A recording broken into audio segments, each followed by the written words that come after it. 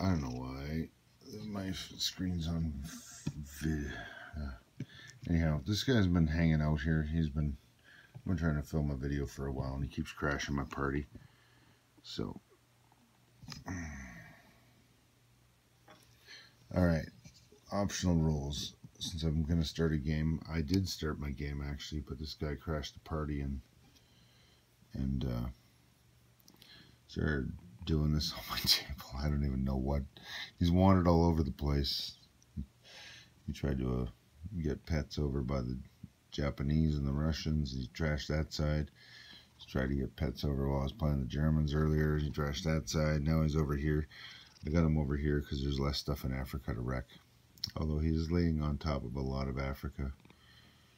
And his tail is destroying my my Middle East. Anyhow. Alright, optional rules. I'm playing with a bunch of these things, so I'm going to show you what I'm using. Mountains, deserts, jungle, marsh, rivers. So basically all the terrain, yes. I'm going to run with those. They add a little bit of extra time, but not too much. And they're worth what they cost, unless you're in a hurry. Combat moving canal, I'm going to say yes to that one. Because I don't think you should be able to, combat move through a canal. Himalaya air hump. I've never actually flown a plane over there, but if on the off chance I do, why not turn it on? Makes sense, it's realistic. Variable game end, always want to play with that one. Otherwise somebody starts doing some really gamey stuff on the last turn, and if you're going to have that stuff going on, might as well play the first turn of G40. It turns into the same kind of thing where everything's all pre-planned. It's like, okay, all it turns into is like, okay, I'm going to do this, this, and this. Take out the most stuff all in one shot. National specific victory. Yeah, I'm going to do that. That means you get your victory points for certain land zones or whatever, instead of just the capital cities of all the major players. And the capital of China, Calcutta, and Sydney. But otherwise, it's just the capitals of all the players' countries. They all count for 1 point. Damaging facilities under construction, why not? I'll try that out. Don't typically bomb as often. Carrier retreat. I'm thinking about maybe trying this one out, but I don't know exactly how it works. It says carriers must retreat if aircraft sinks 1 space. So I assume that's 1 space of movement, which sounds like the planes are still attached to the carriers, so it's probably the defenders, but it could also be the attacker. I don't know. So I'm going to give it a shot and give it to both sides, see how that works. If I play around and it seems too super gamey or something, maybe I won't continue with it. I'm not quite sure what I don't quite understand what this is, and I can't figure it out in the rules anywhere, except for what's written right here. Where it tells you to go, that just tells you that, describes how attacking units can retreat, and it's the aircraft are not attached to the carrier at the time. Odd. Screening force is definitely going to throw that in. I don't want 1 submarine to prevent me from reaching somewhere with my navy. It'll be the same as amphibious for just movement now. Surface raiding ships, mine warfare, convoy raiding aircraft. We're going to try all 3 of them out. I want to see how the convoy system works in high detail. Reinforcement of captured bases. Why not? This means you can land at an air base or a major port with a transport and drop off units to a place you took over this turn. We'll give it a shot. It's not going to happen very often or all the time. Rail gauge. That one only really affects the Germans and the Russians if they're at war with each other, and a couple little things, and like where Spain meets France, and I think where Brazil meets the rest of South America. It's not really a huge thing. Not a big deal. Yeah, bud.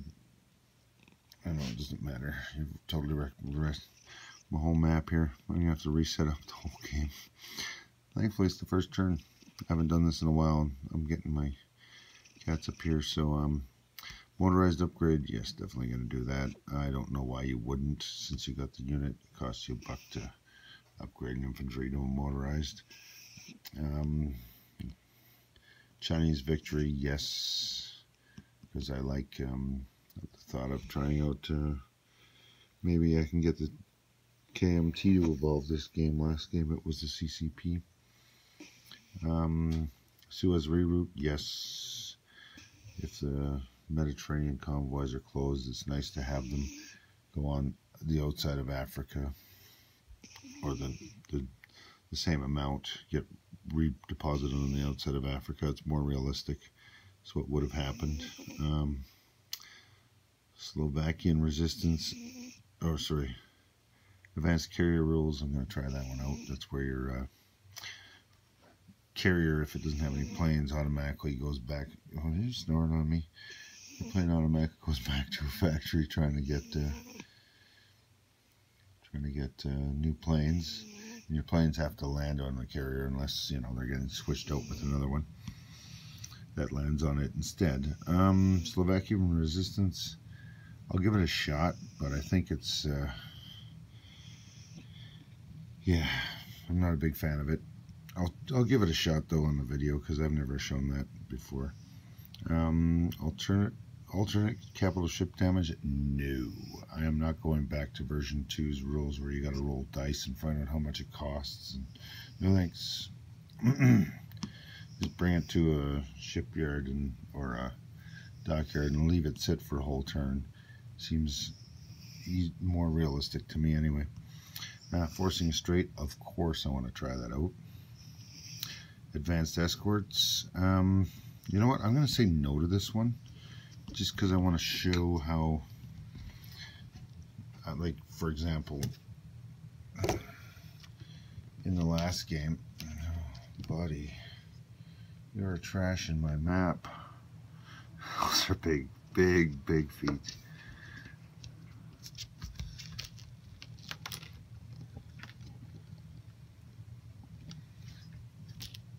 And there he goes.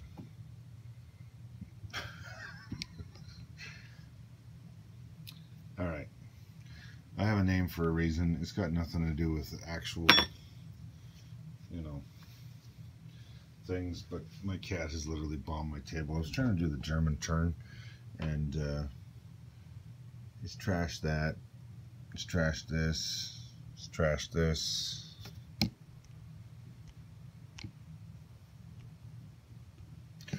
That's trashed. That's a little bit trashed. The Middle East is completely trashed. Spain's been all knocked over. Like this, you can't even, like, everything's been laid on. And, of course, he's been stomping through here, so I got people laying on their sides all over the place. And, yeah, he tried laying down on the American Navy earlier, too. So, anyway, where was I? So I thought that was kind of entertaining.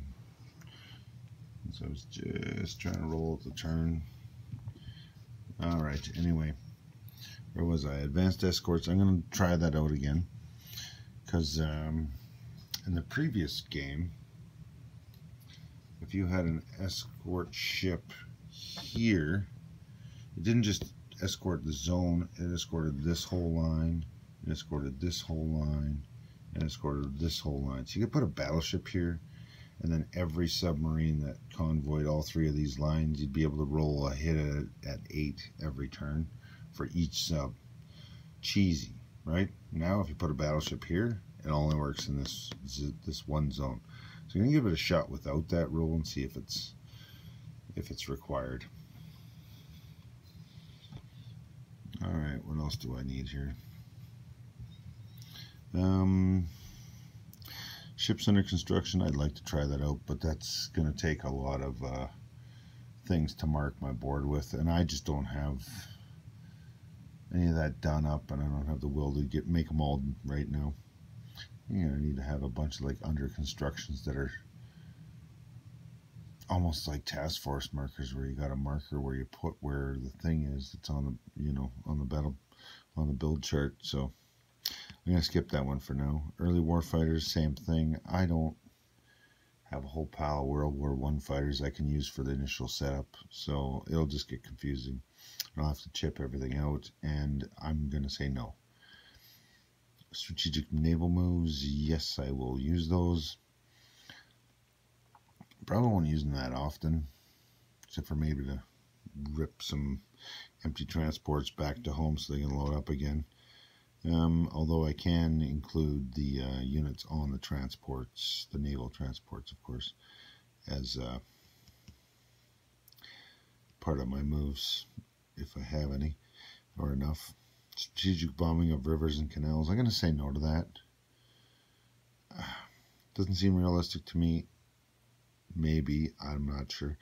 It's just, I can bomb all the railways, and we hardly ever remember to do that. So I'm going to skip that. Italian and French players, I was considering assigning the miners that align to them. So Italy would get, I'll say Bulgaria, Hungary, and Romania, and maybe Finland, or anything else that gets attacked by somebody else, or Spain if it wins that.